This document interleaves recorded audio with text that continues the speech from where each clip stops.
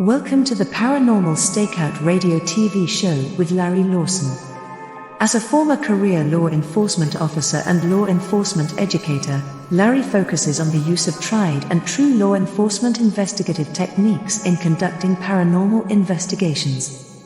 Despite his experience and training, Larry also keeps an open mind to discussions on topics that deal with evidence that are not quite as physical in nature. Paranormal Stakeout guests are professionals in the field of the paranormal and parapsychology, conducting the investigations and research needed to further the cause of paranormal study. Larry advocates an agenda of standardization of structure and training in the field of paranormal investigation and research for the purpose of one day being able to produce the evidence needed to convince a jury of the existence of the paranormal.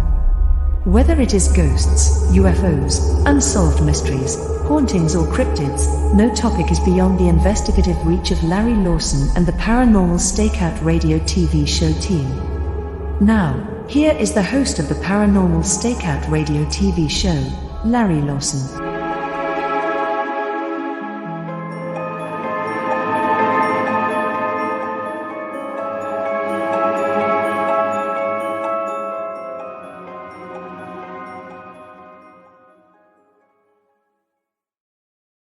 And hello, everybody, and welcome to the program. I'm your host, Larry Lawson, and it is great to be back with the X-Zone radio and television broadcast family. I'm coming to you from the great state of Florida in the old USA, where it's nice and warm down here right now. I want to take a second to thank Rob McConnell and the entire crew at the X-Zone for bringing me back. For those of you that are familiar with me, seen some of my shows in the past, good to see you again. Glad you're joining us. For those of you that don't, a little bit about me. I'm an old cop, but I'm an old cop with a mission to find the answers to those troubling things that have been bothering mankind for millennium. Whether or not it's ghosts, UFOs, cryptids, conspiracy theories, it doesn't matter. We're going to tackle them all on this show here. And you being a part of it is a huge thing that I want to add. We're going to have a mailbag during the show, and if you want to ask questions, if you have questions to share with us, you can get a hold of me at www.paranormalstakeout.org. But my email is ghostguy@paranormalstakeout.org. Send me your questions, and we'll answer them right here on the show, and share our knowledge and maybe get a little extra knowledge from you at the same time. A little bit more about us. We are also part of the Florida Bureau of Paranormal Investigations, and we're a group of individuals that study, research the paranormal. So you can get a hold of us also at our website, IndianRiverHauntings.com or ParanormalFBI.com. So with that, I'd like to bring on my very, very first guest of this new season, and it's a gentleman named William Armstrong. Will comes to us from Glasgow, Scotland. Came here in 2014 when he married his beautiful wife, and has been here ever since. Mm-hmm. He actually became interested in the paranormal watching a show called Ghostwatch, a mockumentary, I believe he said. Yes. And after that, he decided to enter the field of paranormal research investigation, and in not too long ago started up his show or his organization, Paranormal Exposures. Yes, sir. So he's got an interesting mixture of folks. And Will, welcome to the show. Well, thanks for having me tonight. It's nice to actually be here. Now, you're obviously not from Iowa. Correct. I'm not from Iowa. I wonder if it was the accent that gave it away.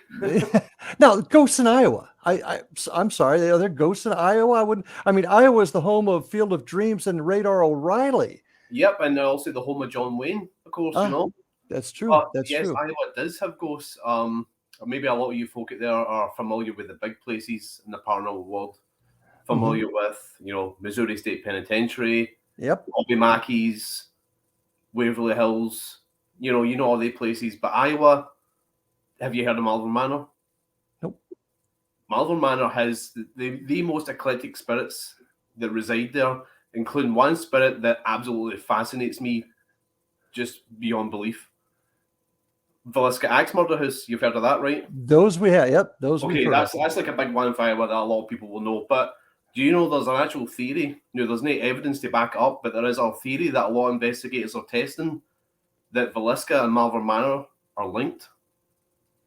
Well, I'd like to hear more about that theory, but first I'd like to know a little bit more about you and share with the audience a little bit more about you. How did you get connected to the world of paranormal research and investigation? So I have to go back through the mist of time for this one for myself. It's Halloween night. It's 1992, right? And it's a Saturday night.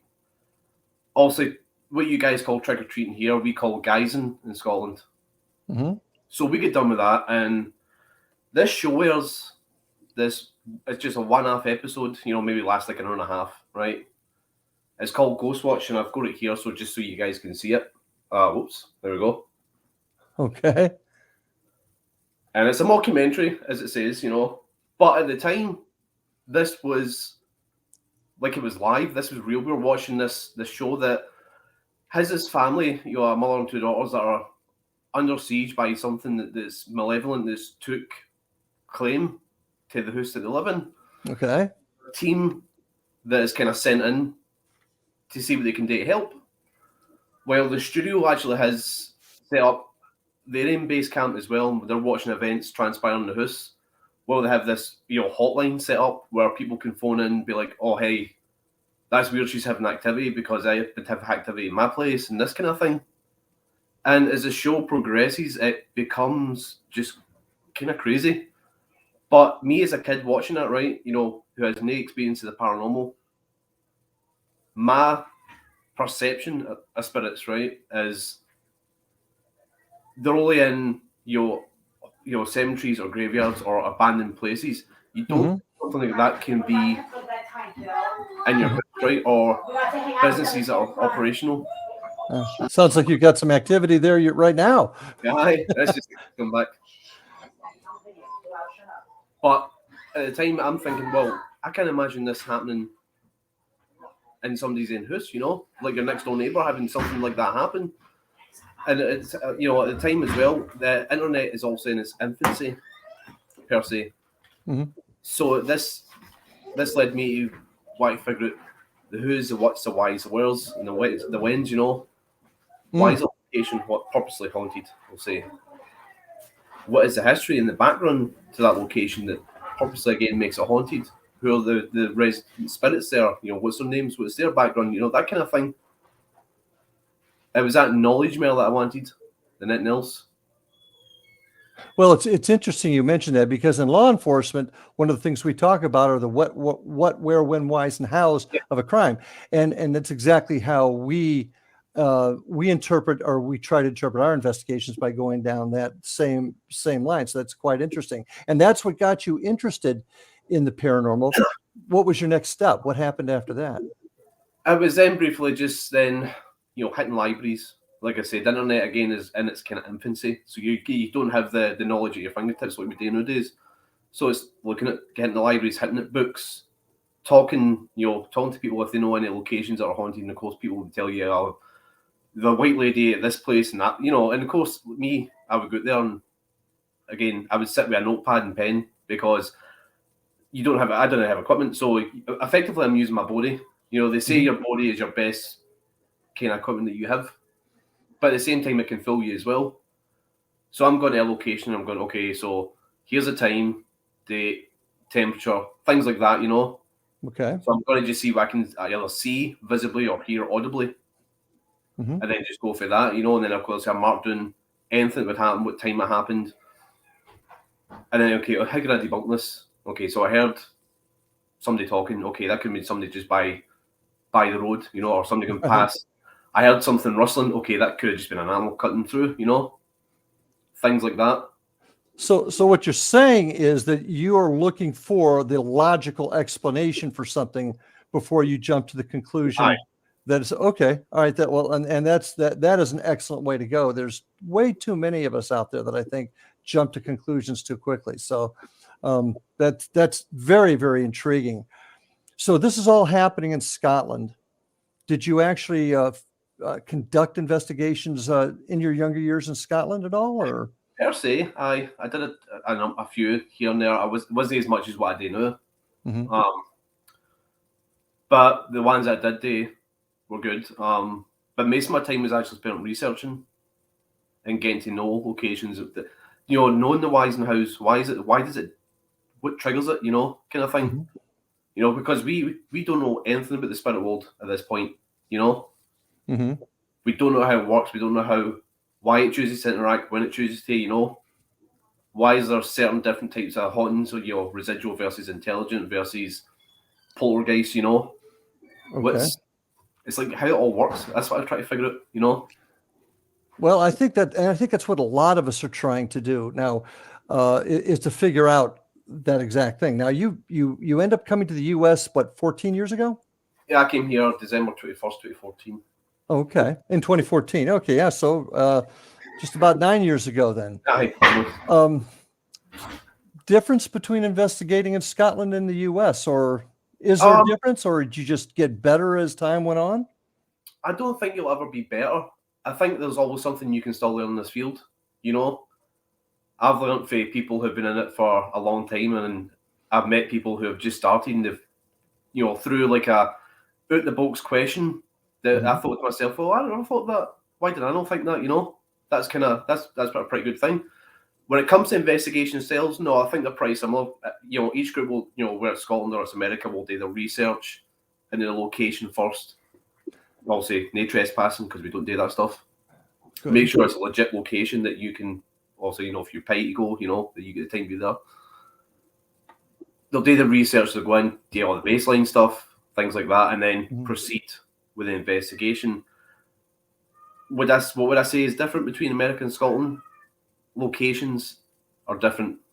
So, like the poor farms, things that you get here in Iowa, like places where formerly poor farms, or like Edinburgh Manor, for example, where my wife is a representative of. You don't get a place like that back home in Scotland. Mm-hmm. Well, I gotta put you on hold here, my friend, because we're about ready to take our first break. So a lot of interesting things. I'm anxious to hear about how you got your team going and what your team is made up of now, as well as some of your other philosophies. Excited, folks, stay with us. We are going to hear more from Will Armstrong and Paranormal Exposures in about a minute or so when we get back. Once again, our website is paranormal stakeout. paranormalstakeout.org and the ghost guy at paranormalstakeout.org. I'm getting this all mixed up on this first show. But anyway, stay with us. We'll be back in just about a minute or two. Thanks, folks.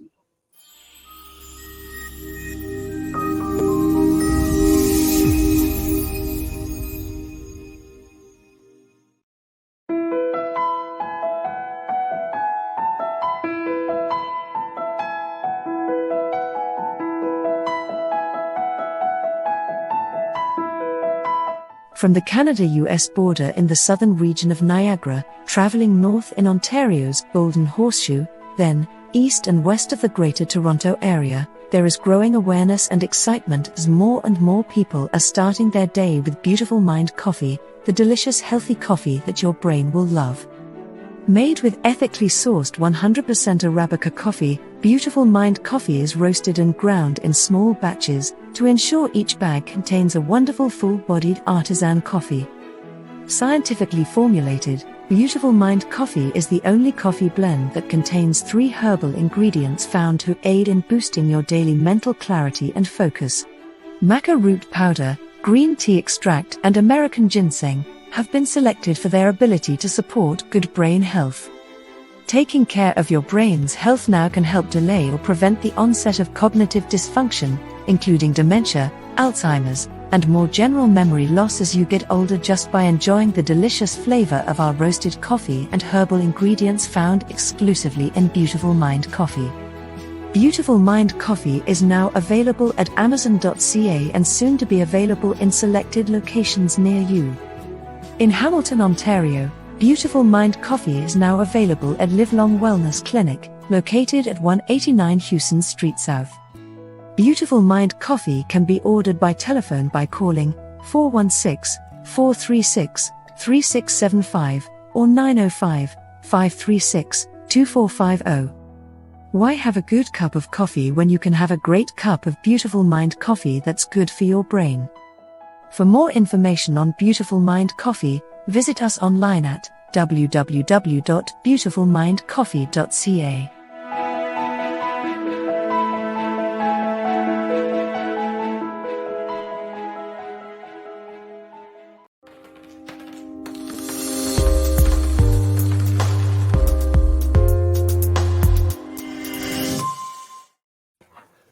And welcome back, folks, to Paranormal Stakeout. I'm your host, Larry Lawson. I just want to remind you to visit my website, www.paranormalstakeout.org. You can also write me directly with questions that you have that we'll answer right here on the show at ghostsky@paranormalstakeout.org. So please send in your questions. Well, really interesting conversation that we had. I'm really interested in your philosophies, and that's one thing that I want to bring out on this show. I want to bring out folks that are, I don't know if professional is the right word because nobody considers this a profession right now, but certainly experienced folks that are trying very, very hard to come up with answers. And I'm really enjoying hearing some of your philosophies. So getting here, you've come to the U.S. in 2014. You and your wife created an organization called Paranormal Exposures. When did that happen? How did you build the organization? Well, we started in October 2021. The reason why that started is we were part of another team prior. Okay. And we kind of a split, so to speak, and I think that's one of the things that, why I'm so thinking with Power Unity, because I don't want to make the same mistake, So we started up, and our members, or our group, are kind of mix of young and old, some experienced, some no experience, and the ones that are no experience also we train them on the use of things and the style of investigating. But it does bring a little different dynamic, because you have that young mix, old mix.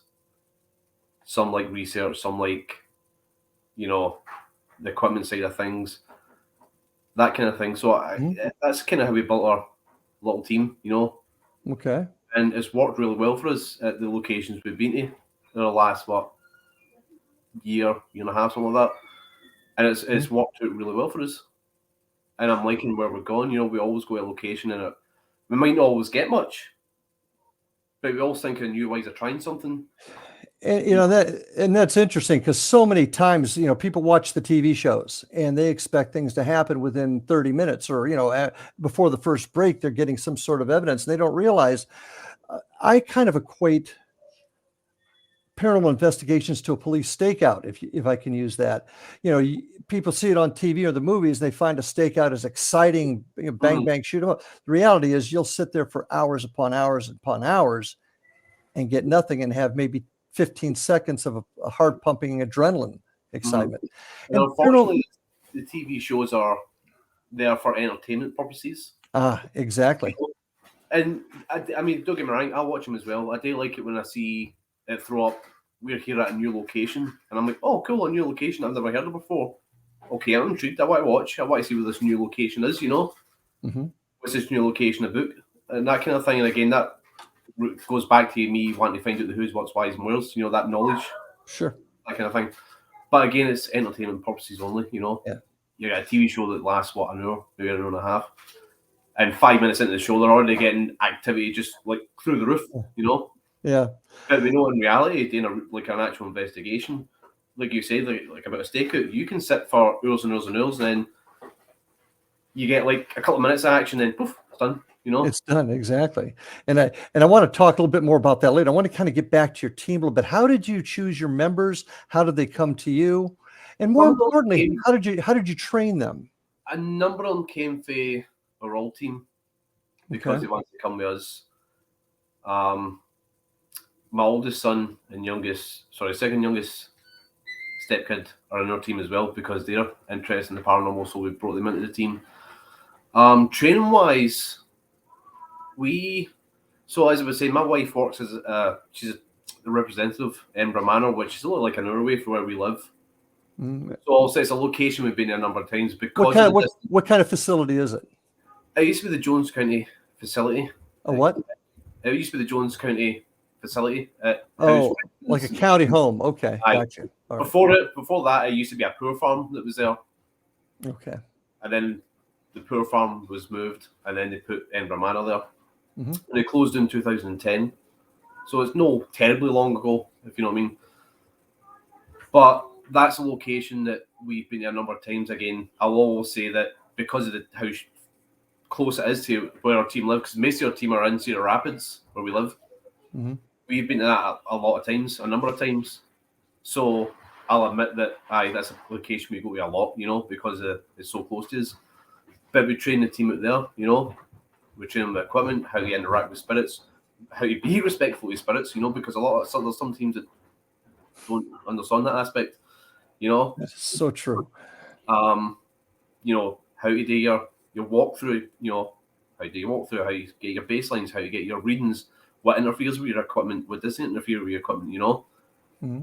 Even setting up a DVR system, which spot works best, that kind of, all the, not just the, well, I guess kind of what I put it is like just everything, and we take them through it. So it's mostly on the job training is what you're saying. Kind of, aye. Okay. But then also you can be like, okay, I need you to go do this here. I need you to go there. And they can do it, you don't have to shadow them,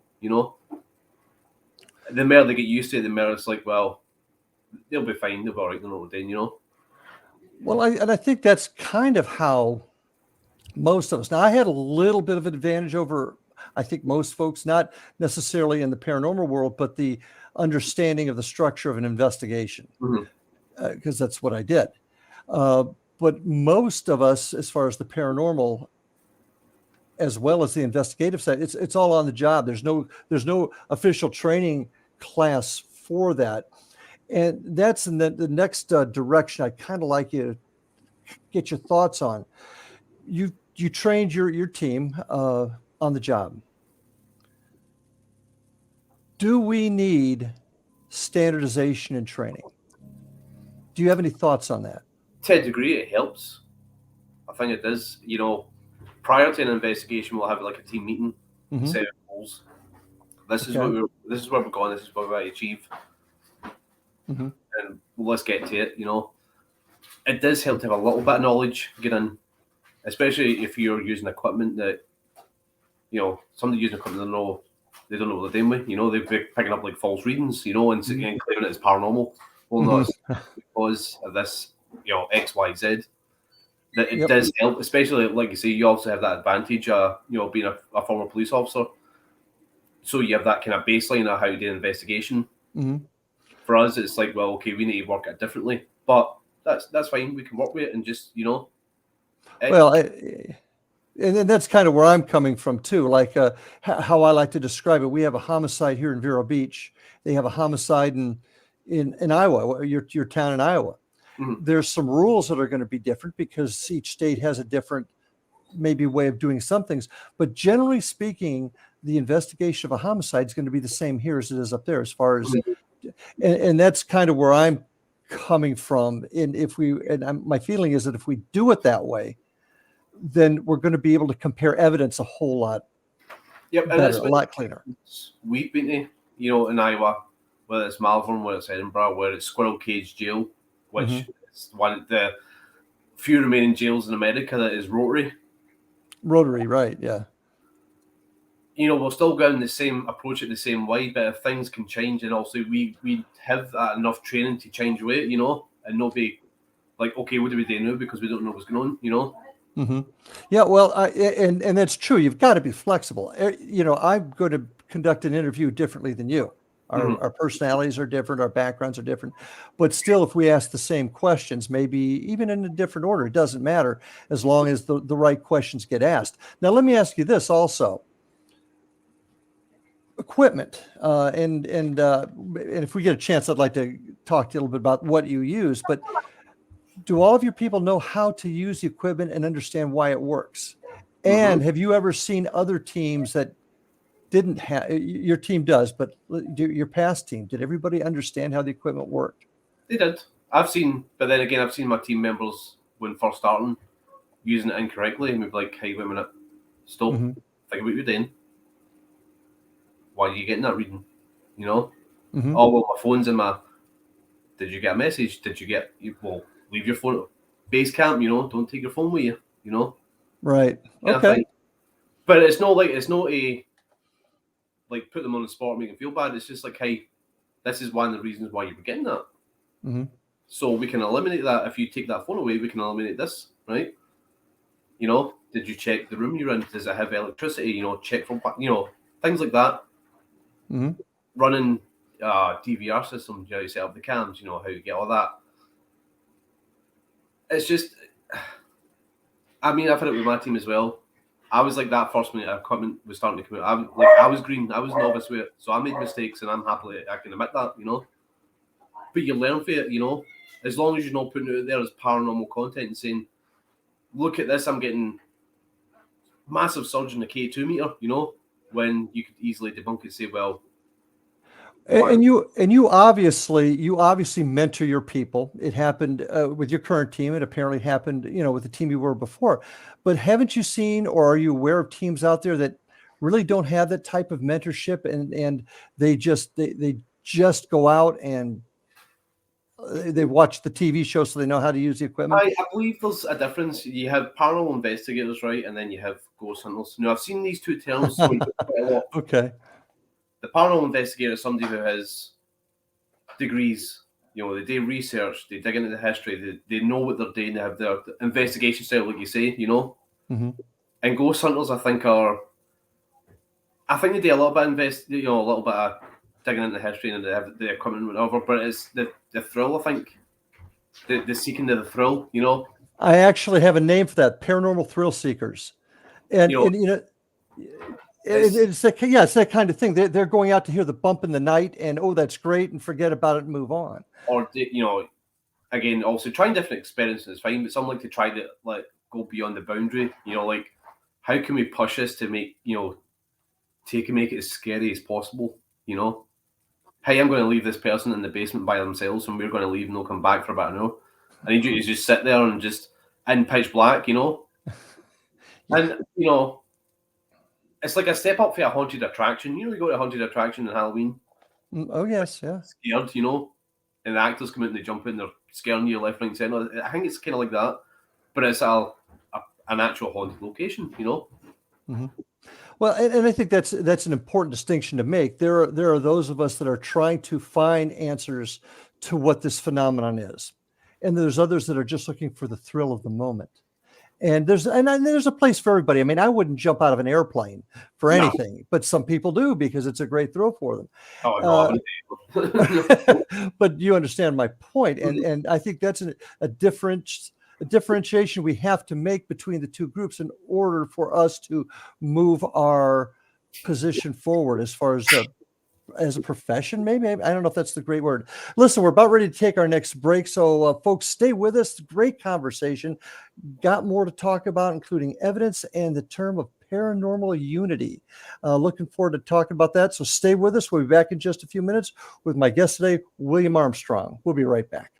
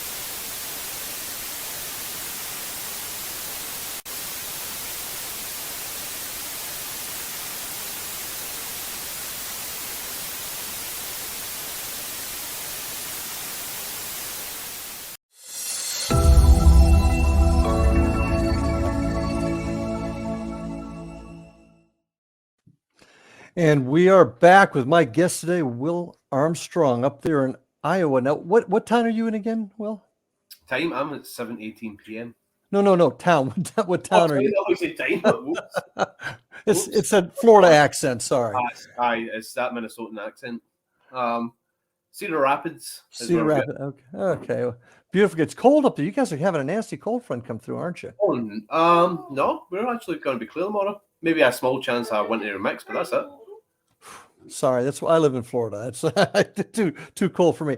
Interesting things about your team. I really enjoy hearing about your philosophies.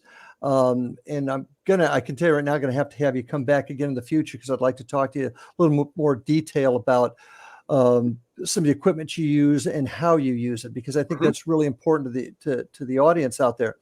But the question I've got to ask, and I've got to you got to ask a paranormal investigator this all the time. Most significant event that has happened to you while you've been conducting an investigation, or when it just maybe it even just popped up on you. Most significant event involving the paranormal. I would say something that's popped up on me. I wouldn't say I've had like a big event that's like, that caught me, but it's, for me in the paranormal world, it's the very small things, right? They really catch you off guard. It's not the big things. I'll give you just one example of this, right? And also you can take how you see it.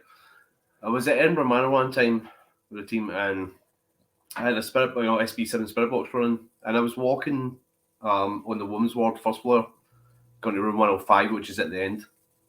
And that day it had been raining. It was, raining really heavy. The wind is blowing, you can hear it outside the building. I'm like, oh, this is going to really contaminate our evidence, especially running recorders, because you can hear the wind, But the spirit box is running, and I'm asking a few questions just to see what I can pick up, I go into room 105, I set the spirit box down on a chest of drawers, and I walk up to one of the windies, and I kind of open up, and I'm like, and I say it loud, and I wasn't saying it for a reaction, I wasn't saying it for anything else other than, you're just kind of saying it out. And I said, oh man, what a murky day it is out there.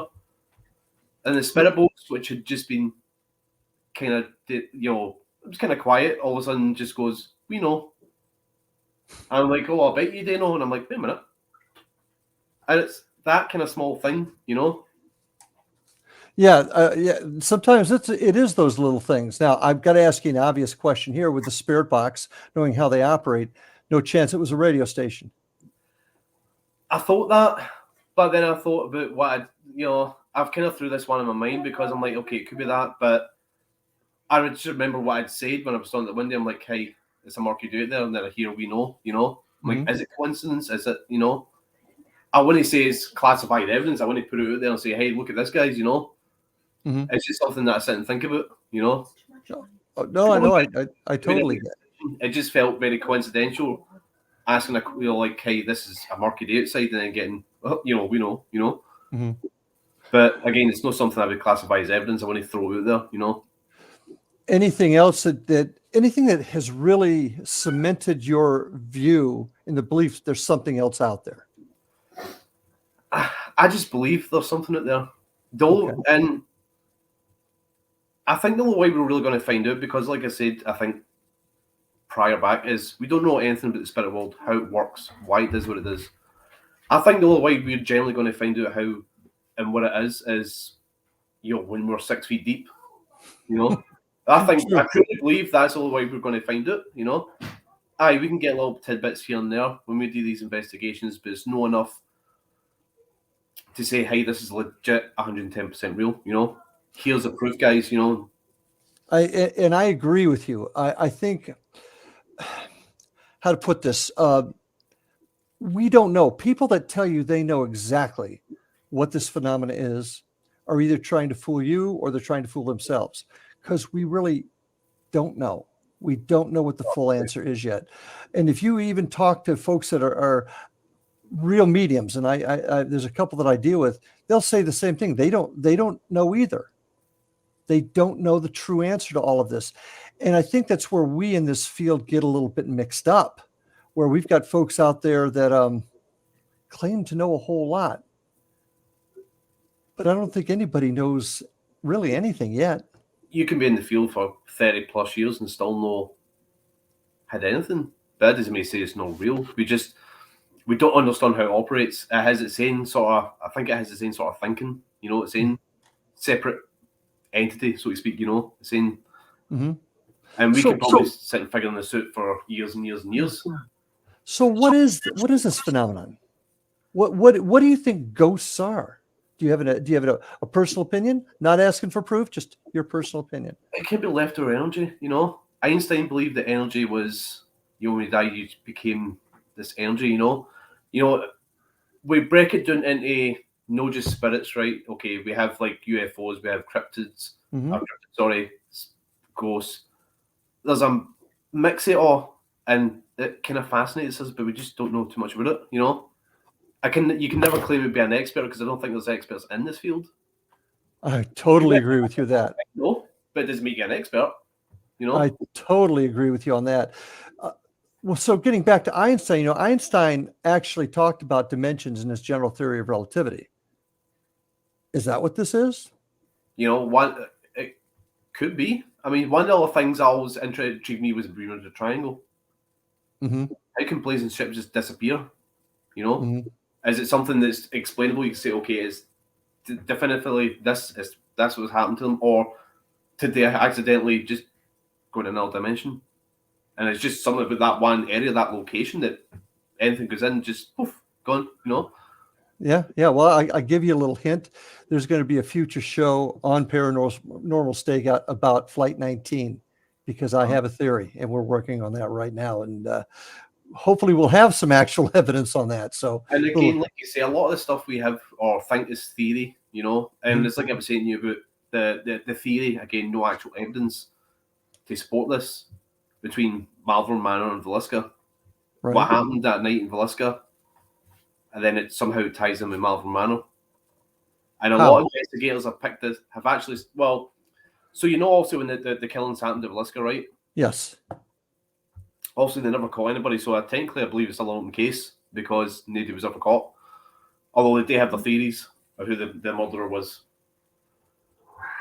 It's a theory, again, I don't know how this came about. But a lot of the investigators are actually trying this out to see if it actually legit works. Is it the killer go on a train? Boarded a train, okay. And stopped by at Malvern. And at the time it was a hotel. You know, people, you know, go there, stay a night or two, you know. And the killer went there, stayed a night, and then the next morning left. And Villisca and Malvern are only like, what, an hour apart or something like that? They're not that far apart from each other. They're very close by. Where are they building the theory from that he stopped at that hotel? It's just a hunch, or it could be a hunch, it could be a theory. I don't know. I remember just hearing about it and all investigators trying it out. So I'm like, I mean, okay. I mean, I'll try it. You know, I'm not saying against it, but so we were at Malvern Manor one time investigating, and then I decided, hey, I started asking a few questions and trying to see if anything would come out of that, but nothing came out of it. So I don't know. So they think he got away in the train. Maybe that's an interesting theory. Stopping at Malvern when it was a hotel, staying a night, and then also getting a train from Malvern to wherever he went to. And moving on. Well, once again, these are all some of those theories that we're just trying to work on that we just don't know the answers to. But I think a lot of times we're really too quick to jump on the paranormal answer. We haven't done our research. And you mentioned research a little while ago, and I wanted to ask you about this real quick. What kind of research do you do? Let's just say somebody asks you to come to their building that they own. They believe it's haunted. You say you do research. What kind of research do you do before you go? I'll dig into as much research as I can about the building. Also, I'll go online, find out that. Okay, what is that building? When was it built? Was there something there previous? If there was, okay, what was there previous? Who were the people that owned it or ran it, or etc. What happened on that property? That kind of thing, you know. Try and get as close to the truth as possible. I'll take as many notes as possible, and also address the team like, okay, this is what I found. This is kind of sketchy, so I'm not going to go with it. But this here is all truth. This is what I work with. Once we get there. How do you feel about telling your team about what paranormal activity there's been before you go in? I will tell them that there's, there is potential for paranormal activity. It might not happen, They're just claims, and until we can prove otherwise, Well, I guess what I'm getting at is, do you want them to go in with look? There's a lady in white seen up there on the stairway at 8 o'clock every night, or no, but I don't want my team getting blind either. I like to know history of a place. I think it's critical to your research. I mean, you can go in. I know some teams like to just go in pure blind and just see what they get. Right. And that's fine. That's if that's their style, that's how they operate. But I like us to know our information, or and research is part of that. Mm-hmm. And we're the same way. We'll share with the team. We have actually a person on our team that does that research. When was it built? Who lived there?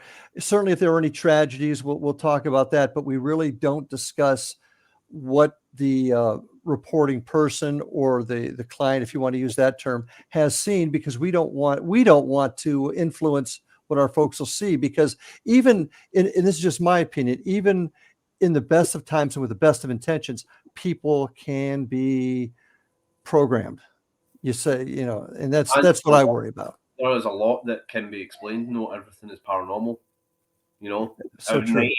95% also is probably not paranormal, but then you have that 5%. It's like, okay, I've tried everything to debunk and explain, and I can't, so I'll take that to the side of it, Mm-hmm. Well, the debunking is important. We just, the team, we were at a St. Augustine Lighthouse not too long ago, and we actually got a picture of what we thought was a silhouette of a person. Boy, it looked exactly like it. We talked to the team member that took it, and no, there was nothing behind it. Well, okay, we got to look a little bit further. And after doing some additional research, we found that there was a silhouette. It was a directional sign, and the silhouette was of a human that it appears to be reflected off of it. And kudos to the St. Augustine Lighthouse staff, because we called them up, asked them to check, and it would have been in their best interest to say, "Oh no, I think you caught something," but they didn't do that. They said, "We think that's exactly what it is." So we debunked it. We try to take the extra step to debunk it, because we want to do things the right way, and it sounds like you do also. So we're about ready to come up. We got about 30 seconds now before our next break, Will. And when we get back, I want to talk to you about the thing that actually brought you to my attention, and that was your desire for paranormal unity. So I want to talk about what that is and what direction you're taking your team along those lines. So folks, stay with us. We're coming up on our last section here, but I think you're going to enjoy it. Here with my guest, Will Armstrong. Be right back in just a couple of minutes.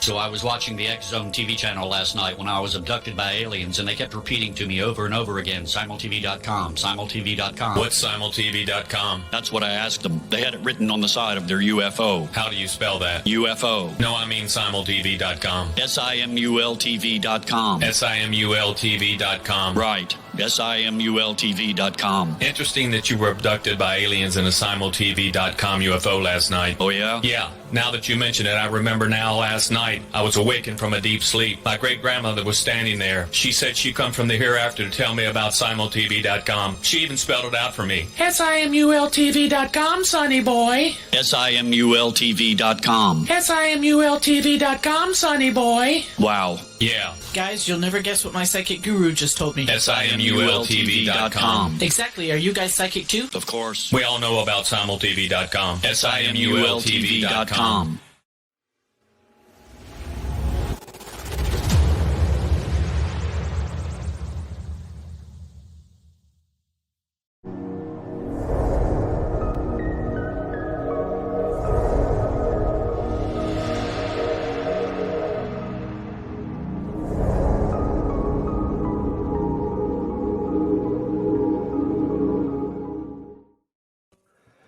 And we are back, folks, with my guest tonight, Will Armstrong.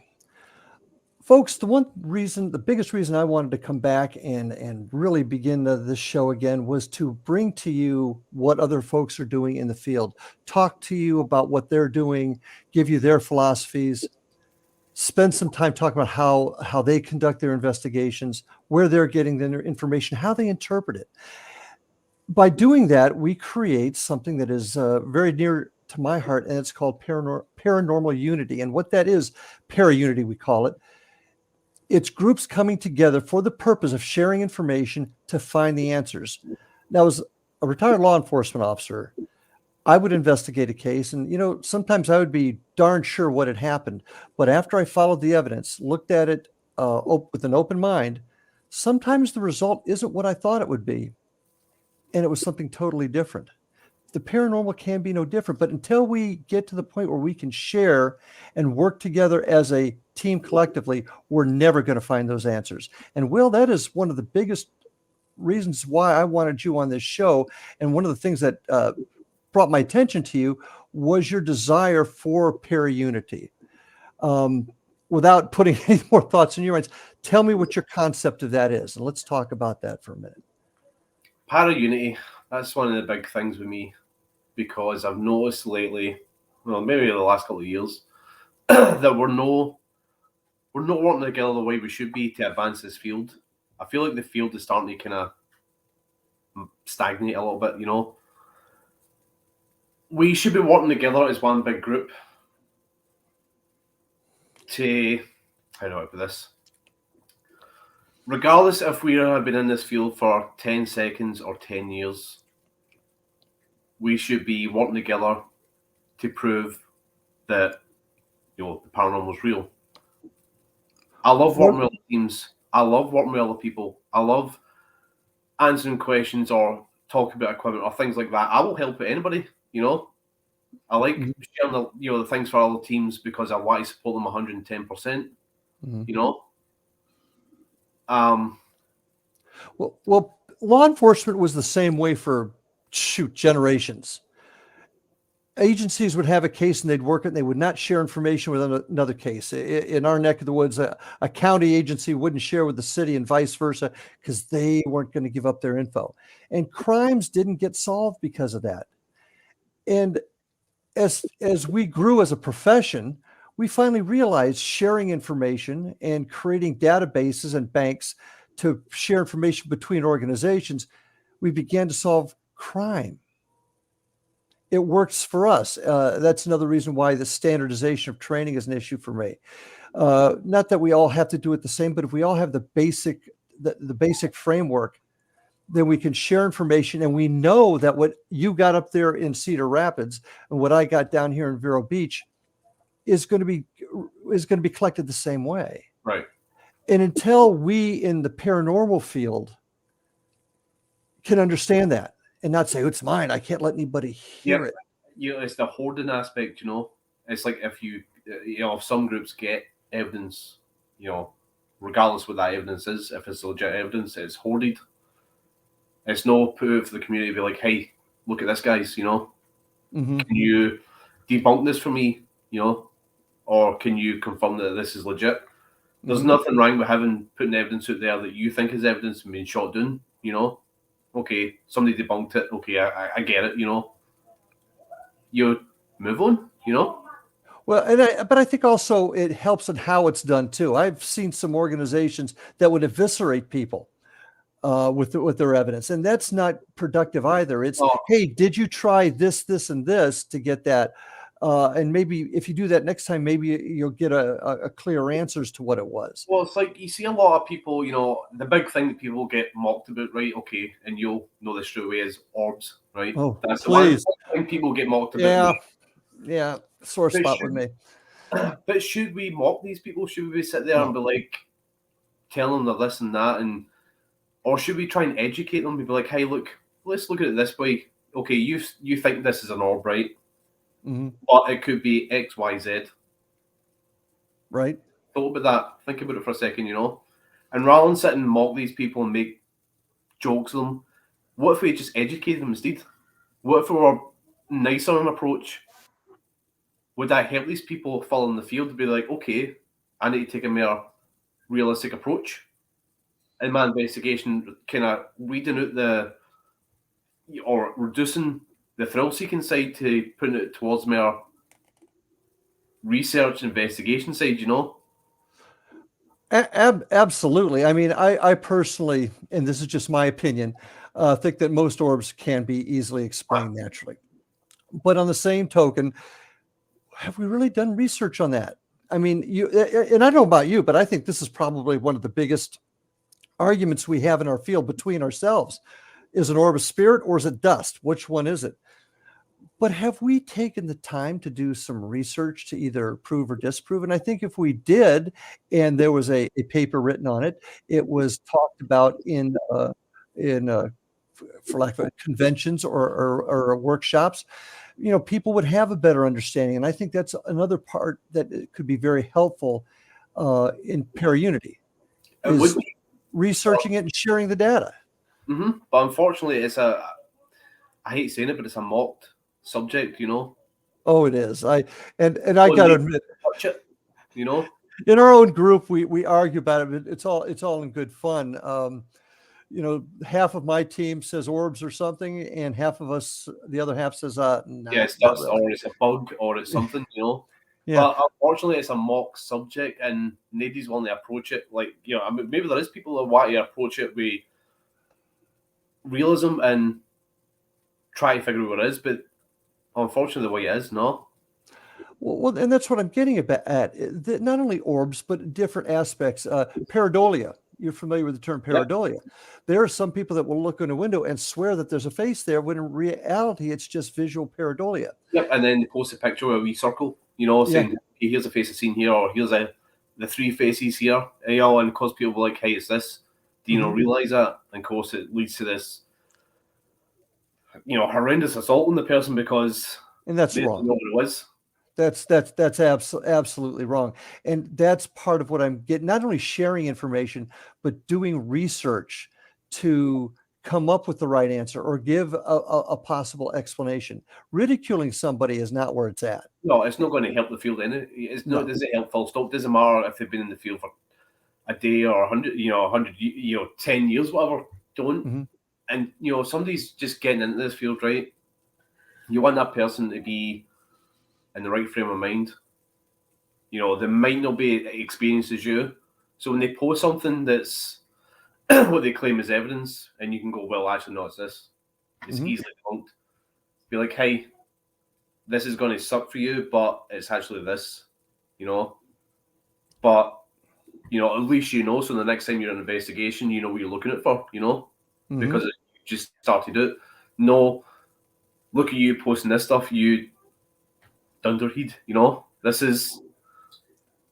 Well, and that's what Paraunity is all about. It's not all about me keeping the evidence to myself, but it's also about research and training and coming to an understanding. See, another thing that I think people forget is, you know, we may not, once we research this, let's just say we have a breakthrough somewhere in the pareidolia, in the paranormal, but the answer isn't what we wanted.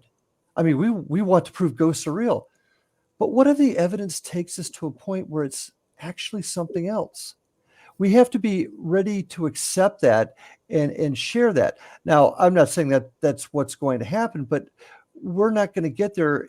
We're not going to get to the answer unless we all work together. That's the bottom line. No, we have to, in my view, as one unit to follow the field. You know, get it beyond where it should be, rather than just sitting still and mocking each other for certain things we post or what we consider evidence, you know, or we're not going to go any further.